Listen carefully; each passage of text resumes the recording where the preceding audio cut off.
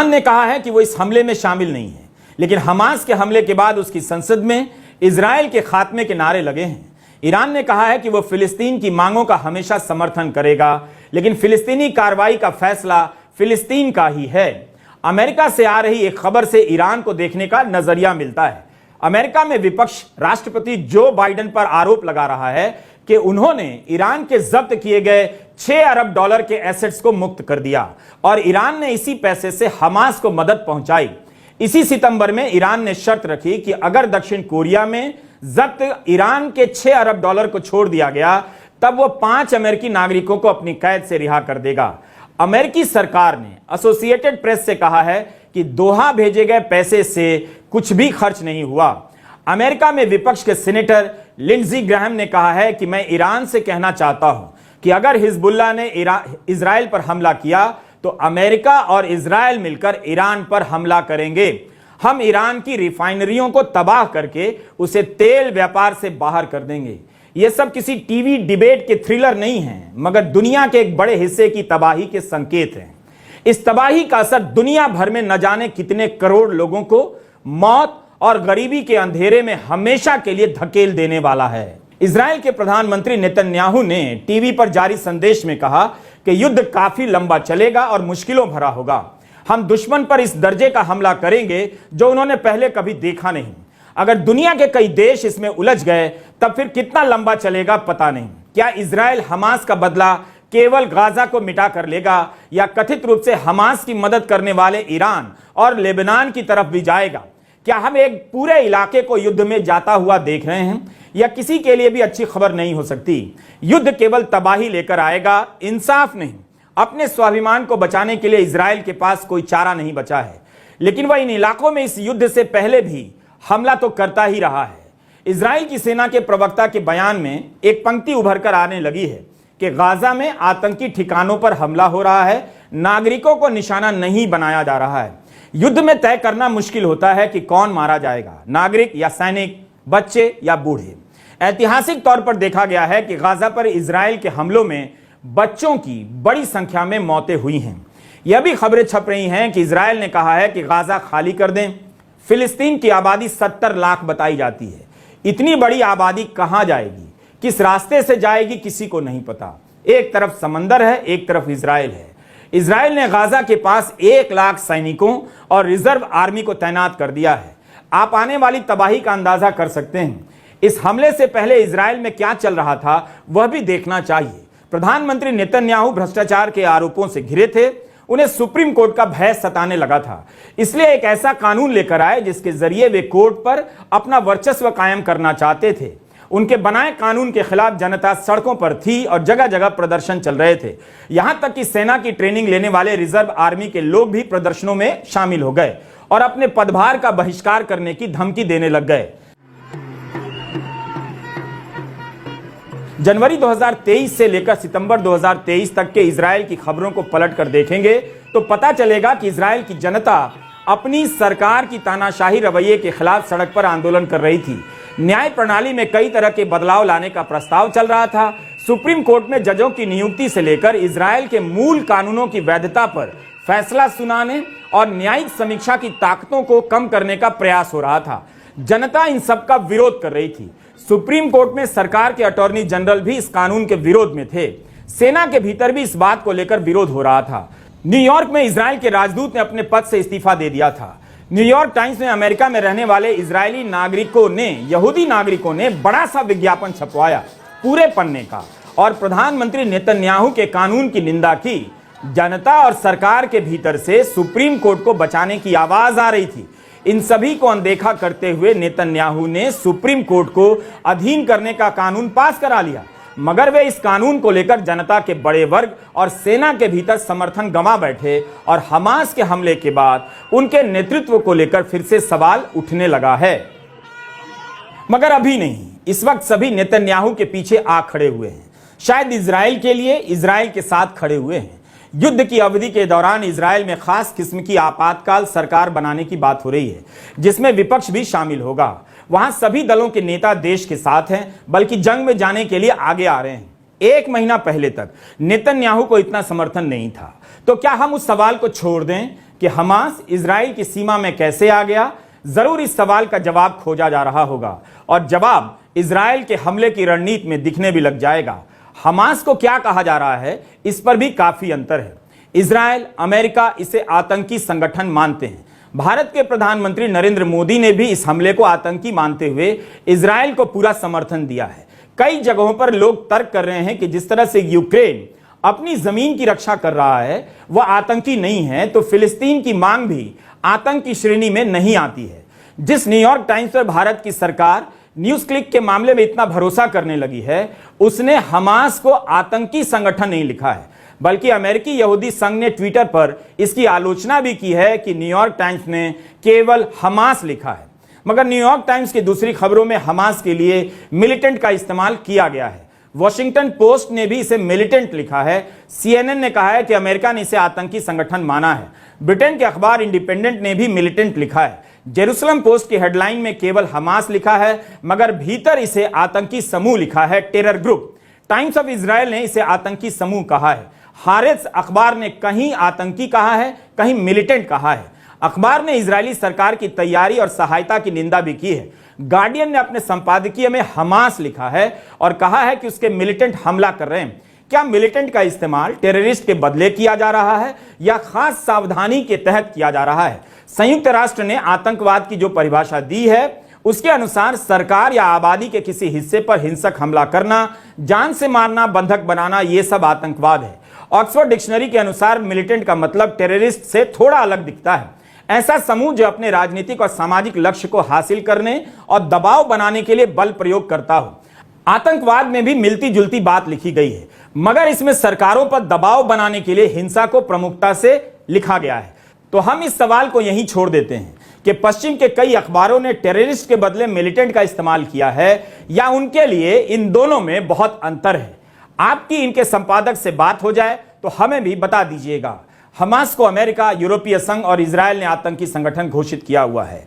संयुक्त राष्ट्र संघ ने भी इसे आतंकी संगठन घोषित किया है। आलम यह है कि इजराइल और हमास के बीच जंग को लेकर संयुक्त राष्ट्र की सुरक्षा परिषद की बैठक भी हुई, मगर साझा बयान पर सहमति नहीं बन सकी। अल जजीरा ने रिपोर्ट किया है कि 90 मिनट तक बैठक चली। अमेरिका ने कहा कि सुरक्षा परिषद के 15 सदस्यों को एक मत से हमास की निंदा करनी चाहिए, मगर रूस दबाव बना रहा है कि निंदा से आगे व्यापक मुद्दों पर भी ध्यान देना चाहिए। इजराइल ने कहा है कि वे गाजा की सूरत बदल देंगे। इजरायली डिफेंस फोर्सेस का कहना है कि उनका उद्देश्य है गाजा पट्टी का नियंत्रण अपने हाथ में लेना। CNN के मुताबिक 2005 के बाद यह पहली बार होगा कि इजराइल गाजा पट्टी पर पूर्ण नियंत्रण स्थापित करने की कोशिश करेगा। इस इलाके में बिजली की सप्लाई काट दी गई है और हमला तेज कर दिया गया है। गाजा पट्टी में 20 लाख से अधिक फिलिस्तीनी रहते हैं और यहीं पर 2007 के बाद से हमास का नियंत्रण है, प्रभाव है। हमास ने चुनाव जीता था। एक सवाल यह भी उठ रहा है कि इजराइल जैसे देश पर आतंकी हमला कर हमास ने क्या हासिल किया? हमास ने भी फिलिस्तीनी नागरिकों से जंग में शामिल होने का आह्वान किया है। क्या यह काफी है? फिलिस्तीन के निहत्थे नागरिक किस तरह से जंग में शामिल हो जाएंगे? हमास की कार्रवाई ने क्या उन्हें मरने के लिए नहीं छोड़ दिया? भले ही अजेय और अभेद्य होने की इजराइल की छवि ध्वस्त हो गई है, मगर वह ऐसा कोई कमजोर देश नहीं है कि उसे खड़ा होने में दशकों लग जाएंगे। अमेरिकी मीडिया में कहा जा रहा है कि ऐसे हमलों की महीनों तक ट्रेनिंग हुई होगी, जिसे सिर्फ ईरान और हिजबुल्लाह ही दे सकते थे। ईरान तो प्रतिबंधों से घिरा हुआ देश है, इसके बाद भी वह इस कार्रवाई का हिस्सा होगा, यह अपने आप में सुपर पावर को चुनौती है। हमास ने चंद घंटों के भीतर 2 से 2,500 रॉकेट दाग दिए। यह बहुत बड़ी संख्या है। पहले भी रॉकेट से हमले होते रहे हैं, मगर इजराइल के इलाके में घुसकर हत्या करना, अगवा करना, बंधक बनाना बिल्कुल एक नई रणनीति है। रॉकेट और मिसाइल के अलावा पैराग्लाइडर और ड्रोन का इस्तेमाल हुआ है। खबरों में पढ़ने को मिल रहा है कि 2006 में हमास के प्रमुख मोहम्मद डेफ को इजराइल की सेना ने बुरी तरह घायल कर दिया था। इसके बाद भी उसने इतनी तैयारी से हमले को अंजाम दिया है। इस हमले में इजराइल की नाकामी हर तरफ से दिखाई दे रही है। इस हमले में हिजबुल्लाह का नाम आ रहा है, जो लेबनान में शिया राजनीतिक पार्टी और मिलिटेंट संगठन दोनों की तरह काम करता है। इसका प्रभाव सीरिया, येमन और इराक में भी है। हमास के हमले के बाद हिजबुल्लाह ने अपनी ओर से समर्थन देते हुए शेबा फार्म्स नाम के इलाके में रॉकेट से हमला किया। इस इलाके पर लेबनान अपना अधिकार मानता है, इजराइल ने 1967 में 6 डे वॉर के दौरान इस पर कब्जा कर लिया। जवाबी कार्रवाई में इजराइल ने दक्षिणी लेबनान में हमला किया। दोनों ही हमले छोटे रहे। कहा जा रहा है कि शायद हिजबुल्लाह इस युद्ध में ज्यादा दखल ना देना चाहे, क्योंकि लेबनान पहले से राजनीतिक और आर्थिक मामले में काफी खराब हालत में है।